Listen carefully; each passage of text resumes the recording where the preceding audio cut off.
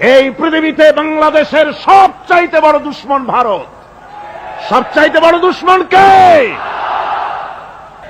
আমরা ভারতকে দেখিয়ে দেব ইনশাআল্লাহ। জিহাদের প্রেরণা নিয়ে যদি প্রয়োজন হয় বাংলাদেশের যুদ্ধ যদি করা লাগে ভারতের সাথে, আর যুদ্ধ করা লাগবে, রাসূলুল্লাহর ওয়াদা আছে। কার ওয়াদা? নাসাই শরীফ, ইবনে মাজাহ, এই ৭৭ দুটি হাদিসের মধ্যে হযরত আবী হুরায়রা রাদিয়াল্লাহু তাআলা আনহু বর্ণিত হাদিস রয়েছে। বলেছেন দুই শ্রেণীর লোক কিয়ামতের দিন জাহান্নাম থেকে মুক্ত হয়ে যাবে। এক শ্রেণী হচ্ছে যারা ঈসা আলাইহিস সালামের সাথে সাথী হয়ে যারা লড়বে আর শহীদ হবে, কিয়ামতে তারা জান্নাতে যাবে, জাহান্নাম থেকে মুক্ত। আর দ্বিতীয় শ্রেণী, ভারতের সঙ্গে একটা যুদ্ধ হবে, রাসূল বলেছেন হিন্দুস্তানের সঙ্গে একটা লড়াই হবে। ওই লড়াইয়ে যারা শহীদ হবে, রাসূলুল্লাহ বলেছেন কিয়ামতের দিন জাহান্নাম থেকে আল্লাহ মুক্ত করে দেবে।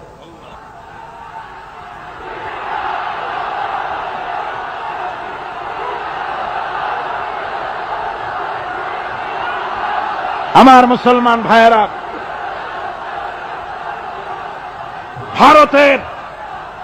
ভারতের জনগণের সাথে আমাদের কোনো বিদ্বেষ নাই, ভারতের জনগণের সাথে আমাদের কোনো শত্রুতা নাই, ঠিক কিনা? আমাদের দুশমনী নরপশুর সাথে। তুমি একটা সরকার, তোমার হাতে রয়েছে সেনাবাহিনী, তোমার সাথে বিএসএফ, তোমার হাতে ল্যান্ড ফোর্স, এয়ার ফোর্স, সব বাহিনী তোমার হাতে। মসজিদ ভাঙে চোখের সামনে, তোমার বাহিনীর লোকেরা অস্ত্র নিয়ে দাঁড়িয়ে থাকে, একটা ফাঁকা গুলিও করলো না। করছে একটা ফাঁকা গুলি? মুসলমানেরা প্রতিবাদ করলো, সেই প্রতিবাদের মুখে মুসলমানদেরকে গুলি করে করে মারা হলো। কারফিউ দিয়ে পুলিশেরা মুসলমানদের ঘরে ঢুকে মুসলমানদেরকে বের করে এনে বেয়নেট চার্জ করে শহীদ করে দিয়েছে। দিল্লি, মিরাট, থামো। দিল্লিতে, মিরাটে, কলকাতায়, বোম্বে, মাদ্রাস, গোটা ভারতে সাম্প্রদায়িক দাঙ্গা দিয়ে ডুবিয়ে ফেলেছে। মুসলমানেরা আজকে সেখানে এতিম অবস্থায় পড়ে আছে। সেই লড়াই ভারতের সাথে আমাদের হবে। ওই লড়াই যেদিন বাঁধবে, বাংলাদেশের সেনাবাহিনী, air force, land force, police শুধু এরাই যুদ্ধ করবে না, বাংলাদেশের 12 কোটি তৌহিদি জনতা শহীদ তিতুমীরের বাস হাতে নিয়ে ভারতকে পিটিয়ে ঠান্ডা করবে ইনশাআল্লাহ।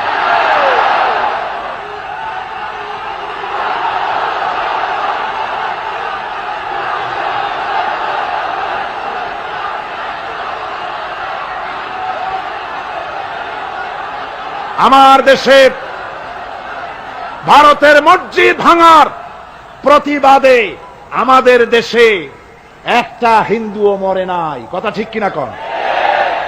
কিন্তু ভারতে ভেঙেছে তারা বাবরি মসজিদ, আমার দেশের 15 জন মুসলমান পুলিশের গুলিতে নিহত হয়েছে।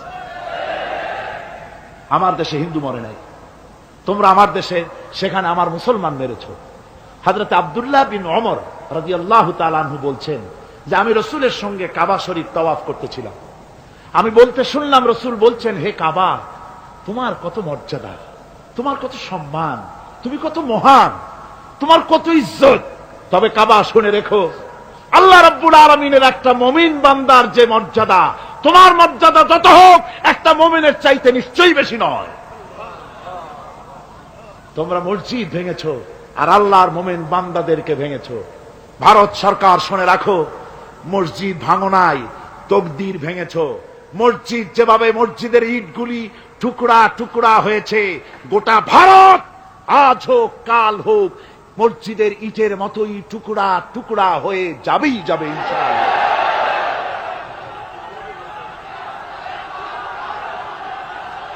তবে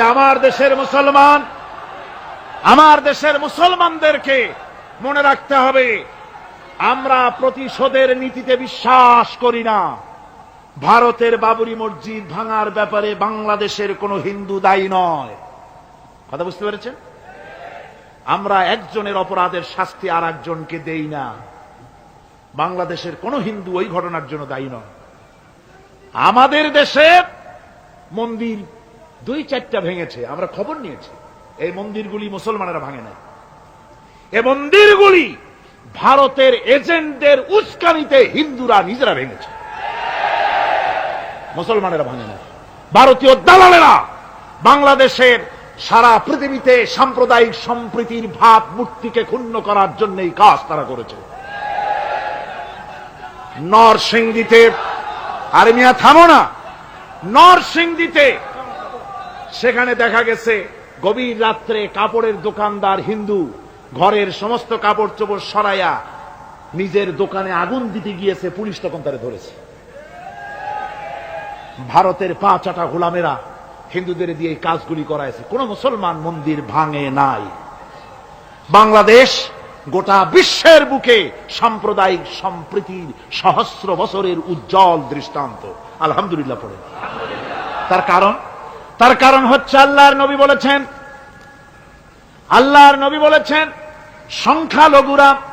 সংখ্যালঘু মুসলিম এলাকায়, সংখ্যাগরিষ্ঠ মুসলিম এলাকায় সংখ্যালঘু অমুসলিম যারা, তারা হতেছে পবিত্র আমানত। ওই আমানতের কেউ যদি খেয়ানত করে, অর্থাৎ অমুসলিমদের পরে যদি কেউ অত্যাচার করে, তাহলে আমি নবী মুহাম্মদুর রাসূলুল্লাহ সাল্লাল্লাহু আলাইহি ওয়াসাল্লাম কিয়ামতের দিন আল্লাহর দরবারে মুসলমানদের বিরুদ্ধে মামলা দায়ের করব। এই জন্য আমরা সবচাইতে পরধর্ম সহিষ্ণু জাত। আমার ভাইয়েরা ভালো করে মনে রাখুন, ভারতের বাবরি মসজিদ সহ এখন তারা আর অন্যান্য মসজিদও ভাঙ্গা শুরু করবে, প্ল্যান নিয়েছে, ভাঙতেছে। তাজমহলকেও তারা ভাঙবে, অন্যান্য মসজিদও ভাঙবার পরিকল্পনা নিয়েছে। ওরা যদি মসজিদ একটা ভাঙতে ভাঙতে আল্লাহ না করুন সবগুলিও যদি ভাঙে, বাংলাদেশের একটা মন্দিরকে আমরা ভাঙতে দেব না। এর নাম ইসলাম। এর নাম কি? ভারতের সাম্প্রদায়িক দাঙ্গা বাঁধিয়ে মুসলমান একটা করে করে সব মুসলমানও যদি তারা মেরে ফেলে দেয়, আল্লাহর কসম বাংলাদেশের একটা মুসলিমের গায়ে আমরা হাত দিতে দেব না। এর নাম ইসলাম। এর নাম কি?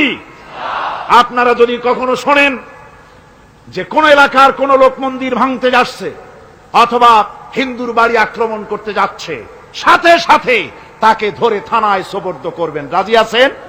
কারা রাজি? হাত উঁচু করে দেখান। আলহামদুলিল্লাহ, হাত নামান। এই সাম্প্রদায়িক সম্প্রীতি বাংলাদেশে অতীতে ছিল, এখনো থাকবে ইনশাআল্লাহ, ভবিষ্যতেও থাকবে ইনশাআল্লাহ। বলেন ইনশাআল্লাহ। আমাদের শত্রু, আমি বারবার বলছি, হিন্দুরা শত্রু নয়, শত্রু হচ্ছে ভারতীয় এজেন্ট যারা, ভারতের দালাল যারা, ওরা আমাদের দুশমন। ঠিক কিনা? তারা বাংলাদেশের স্বপ্ন এখানে বসে দেখে, পত্রপত্রিকার মাধ্যমে, টিভির মাধ্যমে হাজারো প্রচেষ্টা তারা চালিয়ে যাচ্ছে ইসলামের বিরুদ্ধে। সুতরাং ইসলামকে জমিনে টিকিয়ে রাখার জন্য চাই সংগ্রাম।